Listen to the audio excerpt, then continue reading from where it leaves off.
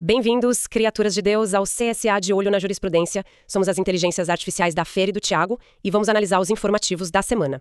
Hoje a gente mergulha no informativo número 1193 do Supremo Tribunal Federal. Ele foi divulgado agora dia 13 de outubro de 2025. Isso, e olha, o plenário veio com bastante coisa, né?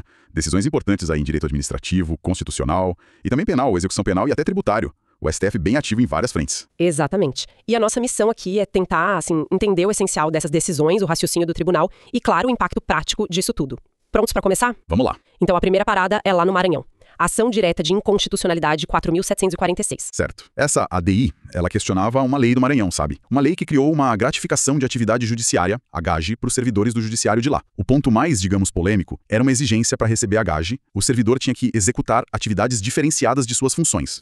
Atividades diferenciadas. Isso já soa um pouco, né? Levanta uma suspeita, será que não é desvio de função, ou sei lá, um jeito de burlar o concurso público para tarefas mais complexas? Foi exatamente isso que argumentaram no STF. Questionaram se essa expressão não feria a regra do concurso, a estrutura dos cargos, essas coisas. Mas olha, o Supremo viu de outra forma. Por maioria, eles entenderam que a norma era constitucional. É mesmo, e qual foi a lógica deles para validar essa gratificação com essa condição meio aberta? Bom, o STF enxergou a HJ mais como um instrumento de gestão mesmo, sabe? Dentro da autonomia administrativa que os tribunais têm.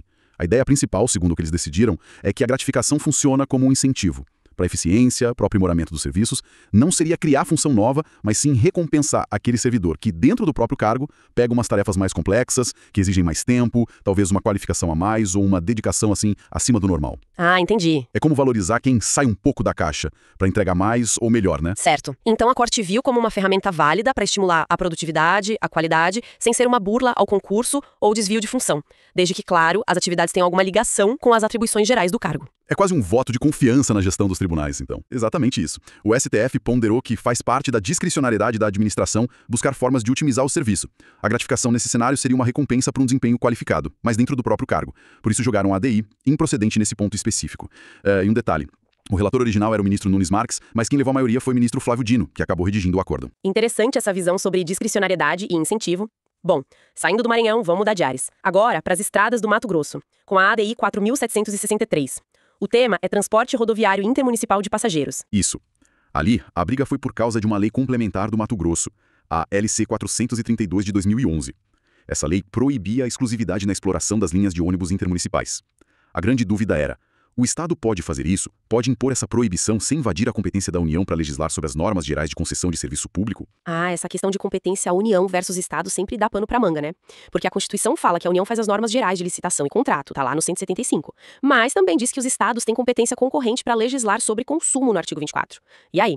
Como o STF resolveu essa tensão? Então, o Supremo considerou a lei do Mato Grosso constitucional. O raciocínio foi que a norma estadual, não invadiu a área federal nem extrapolou a competência concorrente. Primeiro, eles lembraram que a própria Lei Federal de Concessões, a 8987, já diz que exclusividade em serviço público é exceção. Só pode se for técnica ou economicamente indispensável, né? A regra geral federal já meio que aponta para a competição. Quer dizer então que a lei estadual estava, de certa forma, só reforçando uma ideia que já existia na lei federal? Em parte sim, mas o ponto-chave foi que a Lei Federal de Concessões não impediu que os estados, usando a competência concorrente deles para proteger o consumidor e regular as coisas locais, criassem regras mais protetivas ou que estimulassem mais a concorrência, entende? Desde que não fossem contra as normas gerais da União, claro. A Lei do Mato Grosso, exigindo no mínimo 2 empresas por região e limitando a atuação de cada uma, foi vista como uma medida razoável para beneficiar o usuário e alinhada com o federalismo cooperativo. Faz sentido. O Estado agindo para garantir mais opções, talvez preços melhores, serviços melhores para o consumidor local, dentro da sua área de atuação, um exemplo bom de como a competência concorrente pode funcionar na prática. Perfeito. O STF reforçou que regular transporte intermunicipal é assunto de interesse mais local, regional mesmo. Citou até um precedente antigo, a ADI 845, que ia nessa linha. Resultado: ação julgada improcedente na parte conhecida, validando a lei do Mato Grosso. Relatoria do ministro Edson Fachin. Mudando totalmente de chave agora, mas para um tema com um impacto prático gigantesco. Direito penal, lei de drogas. O STF finalmente bateu o martelo com súmula vinculante sobre o tal do tráfico privilegiado. E aí? É hediondo ou não é hediondo? Agora não tem mais discussão. Tráfico privilegiado, aquele do parágrafo 4º do artigo 33 da Lei de Drogas, não é crime hediondo. O plenário aprovou a proposta de súmula vinculante 125. A redação ficou assim, olha. O tráfico privilegiado, artigo 33, parágrafo 4º da Lei nº 11.343/2006, não configura crime hediondo, afastando-se a aplicação dos parâmetros mais rigorosos de progressão de regime e de livramento condicional. Claro e direto. Uau, isso é muito relevante. E na prática, o que isso muda para quem está cumprindo pena por esse crime específico? Muda bastante coisa no cumprimento da pena. Aquelas regras mais pesadas, sabe? Que valem para crimes hediondos, prazos maiores para progredir de regime, para o livramento condicional. Nada disso vale para o condenado pelo tráfico privilegiado. Por exemplo, a exigência de cumprir 40% da pena para progredir, se for primário, que está lá na LEP para hediondo, cai fora. O mesmo para os 2/3 para o livramento condicional da lei de drogas. Os prazos voltam a ser os comuns, que são mais benéficos. E qual foi a base para o STF firmar essa posição de forma tão definitiva, a ponto de virar súmula vinculante? Já não era um impedimento meio consolidado? Na verdade, a súmula vinculante veio para consolidar mesmo. O STF já vinha construindo essa jurisprudência há anos. Sabe, o caso principal foi o HC 118.533, mas tiveram várias outras decisões, até em repercussão geral, como no tema 1.400, que já diziam isso. O fundamento básico é que o tráfico privilegiado tem requisitos bem específicos, né? O agente tem que ser primário, ter bons antecedentes, não se dedicar a atividades criminosas e nem integrar a organização criminosa. Isso tudo o diferencia do tráfico comum, aquele do caput e do parágrafo 1º do artigo 33. O próprio legislador criou essa figura para dar um tratamento diferente para situações consideradas menos graves. O STF entendeu que essa gravidade menor não combina com a ideia de hediondez, que é para crimes de altíssima reprovação social. Faz todo sentido, né? Diferenciar o pequeno traficante, aquele eventual que se encaixa nesses requisitos, daquele criminoso que faz parte de uma estrutura organizada. Essa súmula traz uma segurança jurídica importante e mexe com a execução penal de muita gente. Decisão unânime, né? Relatoria do presidente. Exatamente. É um reconhecimento formal de que a pena tem que ser proporcional à gravidade real da conduta e às circunstâncias de quem cometeu o crime. E por falar em súmula vinculante, o STF não só criou essa nova, como também cancelou uma antiga, a súmula vinculante 9. Essa era sobre remissão de pena, não era? Isso mesmo. A SV9 falava da perda dos dias remidos, aqueles ganhos com trabalho ou estudo, quando o preso cometia uma falta grave.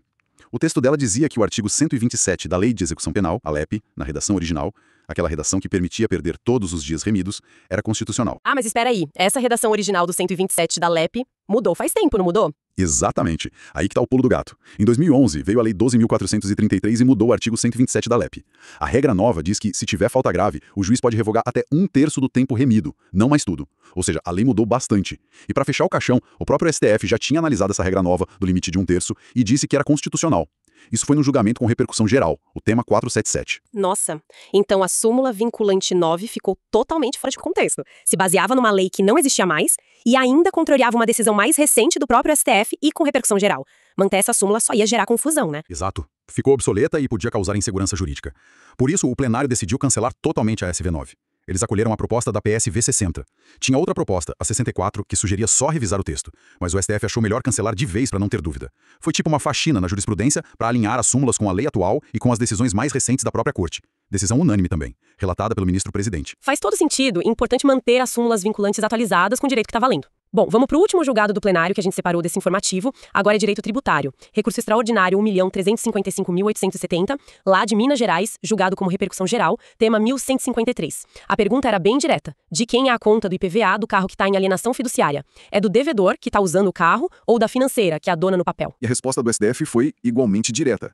É inconstitucional cobrar o IPVA do credor fiduciário, ou seja, do banco, da financeira. Quem tem que pagar o imposto, via de regra, é o devedor fiduciante, aquele que está com a posse e o uso do veículo. Olha só, essa era uma dúvida bem comum, e algumas leis estaduais até colocavam a financeira como responsável junto com o devedor.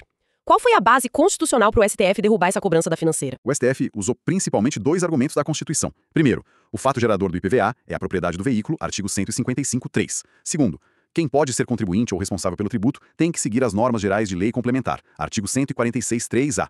Aí, eles analisaram a alienação fiduciária. O credor, a financeira, tem só a propriedade resolúvel, aquela que acaba quando a dívida é paga, e a posse indireta. Isso serve só de garantia para o crédito. Quem realmente exerce os poderes de dono, usar, gozar, até dispor, dentro dos limites do contrato, é o devedor fiduciante. Ele tem a posse direta. Entendi.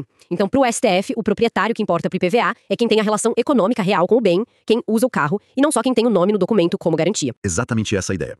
Cobrar o IPVA do credor fiduciário, que não usa o carro e só tem uma propriedade meio esvaziada para garantir o negócio, não faria sentido com o fato gerador do imposto, e nem com a lógica da alienação fiduciária lá do Código Civil. Além disso, poderia encarecer o crédito sem necessidade. O STF deixou claro que o Estado não pode sair escolhendo qualquer um que tenha alguma ligação com o bem para pagar o imposto. Tem que ter uma lógica econômica e jurídica por trás. Mas tem uma situação diferente, né? E se o devedor não pagar o financiamento e a financeira pegar o carro de volta? Aí a história muda. Sim, essa é a exceção importante que o STF fez questão de deixar clara. Se o devedor fica inadimplente e o credor executa a garantia, consolida a propriedade plena no nome dele. Ou seja, pega o carro de volta para si e passa a ter a posse direta. Aí sim, a partir desse momento, o credor fiduciário passa a ser o responsável pelos tributos do bem, incluindo o IPVA. Mas só a partir daí, porque ele retomou a propriedade e a posse de verdade. Claríssimo. Regra geral. Quem usa, paga. Exceção. Se a financeira toma o bem por falta de pagamento, aí ela paga a partir da retomada.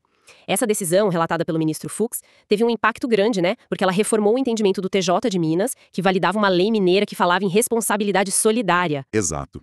E para ficar registrado, a tese, que fixaram no tema 1153, foi: é inconstitucional a eleição do credor fiduciário como contribuinte ou responsável tributário do Imposto sobre a Propriedade de Veículos Automotores, IPVA, incidente sobre veículo alienado fiduciariamente, ressalvada a hipótese da consolidação de sua propriedade plena sobre o bem. E teve um ponto bem importante sobre os efeitos dessa decisão, não é? A tal da modulação. Sim, fundamental isso. A decisão tem efeitos ex nunc, quer dizer, para frente.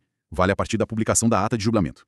Isso significa que os fiscos não podem sair cobrando o IPVA atrasado das financeiras com base nessa decisão para fatos ocorridos antes dessa data, a não ser que já tivesse um processo judicial ou administrativo rolando sobre isso, e ainda sem decisão final na data da publicação. Para o futuro, a regra está dada. Para o passado, a modulação protege situações que já estavam consolidadas e evita um baque fiscal retroativo muito grande. Uma medida importante para a segurança jurídica, sem dúvida. Ufa! Demos uma boa passada pelas principais decisões do plenário nesse informativo 193. Vimos o STF validando gratificação por desempenho lá no Maranhão, confirmando o poder do Estado para proibir exclusividade no transporte intermunicipal em Mato Grosso, pacificando de vez com súmula que tráfico privilegiado não é hediondo, cancelando outra súmula que já estava velha sobre remissão de pena e definindo que o IPVA na alienação fiduciária é, em regra, do devedor. Bastante coisa. Foi uma análise densa, mas com temas muito relevantes, né? E essa decisão do IPVA, sabe, me deixa pensando. Ela meio que reforça uma linha do STF de olhar mais para a substância econômica, para a realidade dos fatos, por trás das estruturas jurídicas formais quando o assunto é tributo. Aí fica a pergunta no ar. Será que essa mesma lógica de ir atrás de quem realmente tem o poder de usar e fruir, quem tem a capacidade econômica ligada ao bem, não poderia ser usada para reavaliar a cobrança de outros tributos? Tipo o IPTU em algumas situações de posse. Ou ITBI e ITCMD em planejamentos sucessórios, planejamentos societários mais complexos. Onde mais será que a titularidade formal pode estar escondendo a real capacidade de pagar imposto ou o verdadeiro fato gerador econômico? Excelente ponto para a gente pensar. Uma provocação que mostra como uma decisão sobre um imposto pode ter reflexos em outras áreas do direito tributário. Fica aí a reflexão para quem nos acompanhou. Com isso, a gente encerra nossa análise do informativo 1193 do STF. Muito obrigada pela companhia e até a próxima.